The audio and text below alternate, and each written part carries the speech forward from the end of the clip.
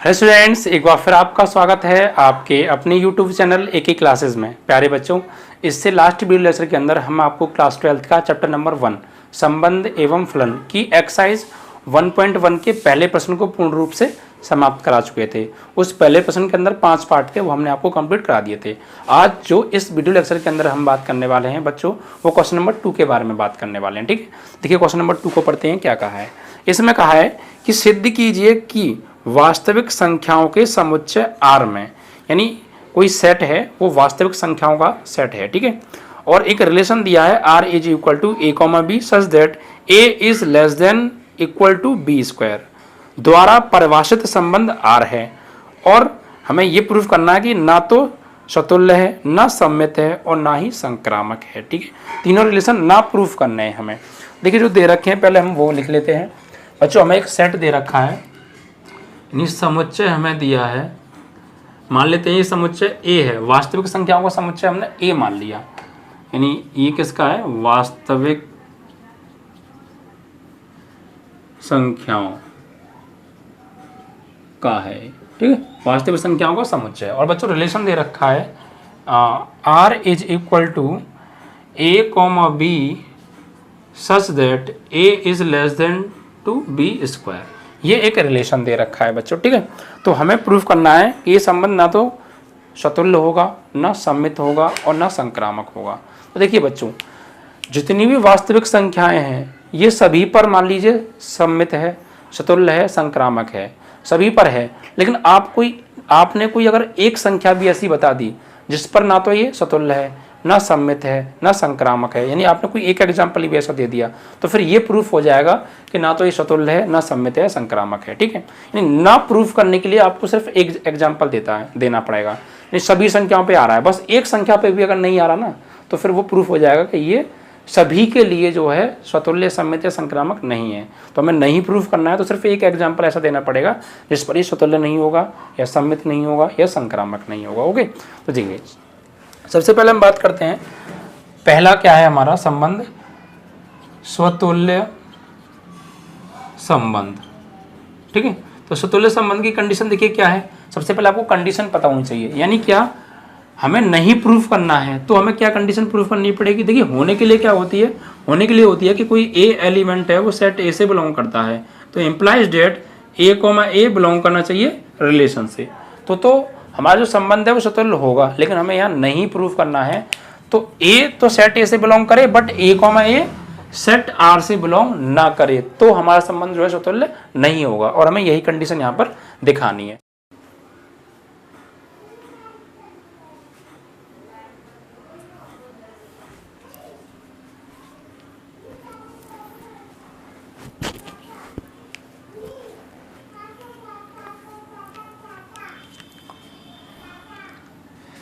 जैसे मान लीजिए मैंने बच्चों 1/2 ले लिया। ठीक है, अब 1/2 मैंने ये एक एग्जाम्पल ले लिया है। इस 1/2 के माध्यम से मैं आपको ये समझाऊंगा कि ये जो संबंध है ये सतुल्य नहीं होगा। ठीक है बच्चों, यानी जो 1/2 है ये A की वैल्यू भी 1/2 है और B की वैल्यू भी 1/2 है। ठीक है, और ये कंडीशन हमको दिखानी है।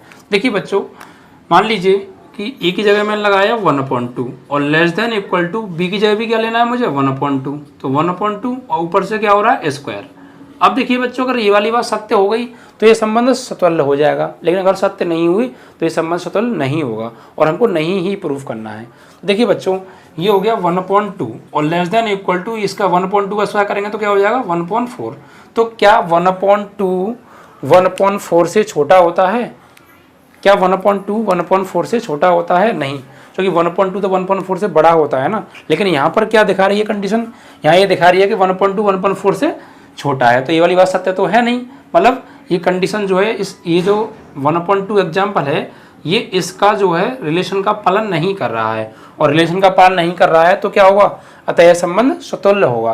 क्योंकि हमें नहीं होने के लिए ना सिर्फ एक एग्जाम्पल देना है, तो इस 1/2 एग्जाम्पल पे हमने प्रूफ कर तो दिया कि ये सतुल्य संबंध नहीं है, यानी इस रिलेशन का पालन नहीं हो रहा है। ठीक है, तो अब हम यहाँ पे क्या लिखेंगे?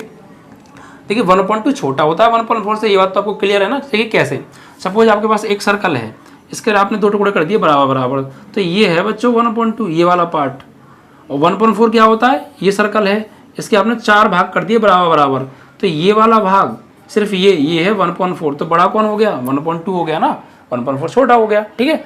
तो बच्चों यहाँ पर हम लिखेंगे for all A belongs to A, यानी जो ए स्मॉल ए है वो वास्तविक संख्याओं के सेट ए से तो बिलोंग करता है, बट इम्प्लाइज दैट स्टूडेंट के 1/2, 1/2 does not belongs to R, तो क्या होगा बच्चों, तो बच्चों लिखेंगे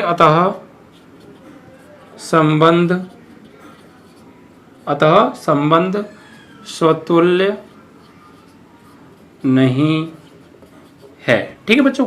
देखिए कुछ पर होने के लिए भी है, जैसे मान लो मैंने 0 ले लिया और 0 लेस देन 0 स्क्वायर, तो ये वाली बात तो सत्य है, क्योंकि 0 का स्क्वायर 0 और ये 0 बराबर तो है, इन दोनों में से कोई एक कंडीशन होनी चाहिए होने के लिए, तो 0 0 के बराबर तो आ रहा है, लेकिन ये बात सिर्फ 0 के लिए तो सत्य है, बाकी और संख्याओं के लिए भी सत्य होनी चाहिए, सभी के लिए, तो ये सम्मित होता, सभी के लिए नहीं है।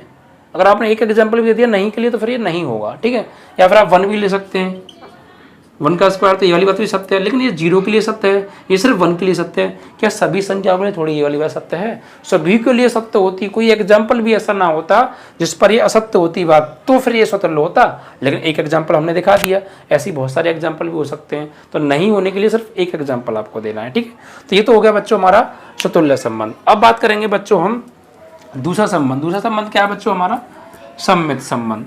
देखिए सम्मित संबंध की कंडीशन दिखानी है यहाँ पर, तो दूसरा संबंध हम बात करेंगे यहाँ पर बच्चों सममित संबंध, ठीक।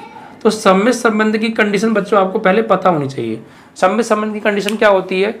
इसकी कंडीशन ये होती है बच्चों कि अगर कोई a, b belongs to r है, यानी ये किसी a, b रिलेशन से बिलोंग करते हैं, तो इम्प्लाइज दैट b, a भी रिलेशन को से संबंधित होने चाहिए, यानी रिलेशन को फॉलो करने चाहिए, बट हमें यहाँ नहीं प्रूफ करना है।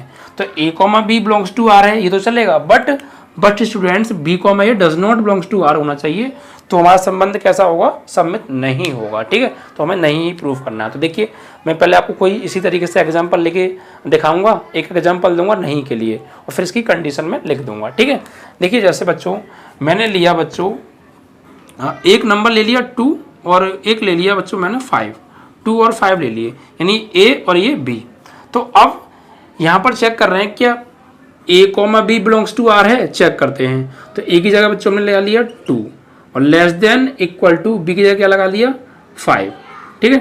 तो यहाँ पर हमने स्क्वायर किया, तो 2 is less than equal to 5 का स्क्वायर 25, तो ये वाली बात तो सत्य है, यानी जो 2 है वो 5 का स्क्वायर यानी 25 से छोटा तो है, इन दोनों में से कोई एक बात भी हो जाए तो सत्य होगा, यानी या तो 2 5 से छोटा हो या बराबर हो, तो 5 से छोटा है 2 जो है 25 से छोटा है, तो ये वाली बात या तो यहाँ पे सत्य हो रही है, यानी a, b यानी 2, 5 तो बिलोंग कर रहा है रिलेशन से, यानी रिलेशन की जो कंडीशन है वो यहाँ पे पूरी हो रही है कि जो a है वो b के स्क्वायर से छोटा है, जो 2 है वो 5 के स्क्वायर से छोटा है, ये वाली बात तो सत्य है। बट क्या 2, 5 तो बिलोंग कर रहा है, बट क्या 5, 2 भी सत्य होगा?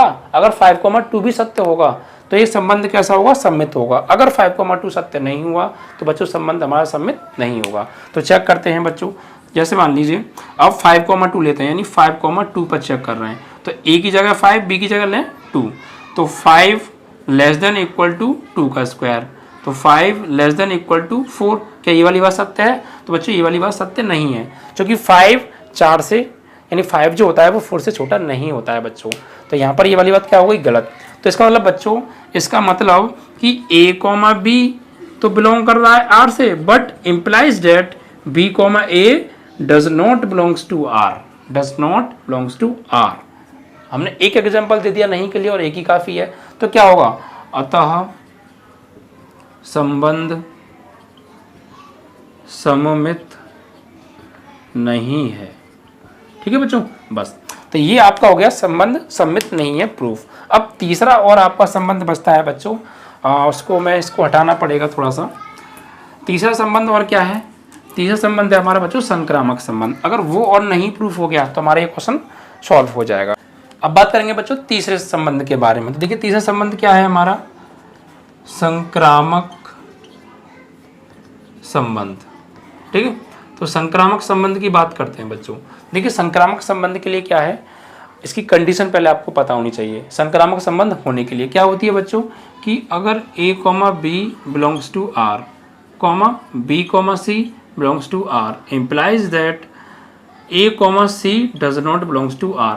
लेकिन ये होने के लिए है, हमें प्रूफ करना है कि नहीं होगा संक्रामक, तो इसको हमें does not belongs to r proof करना पड़ेगा।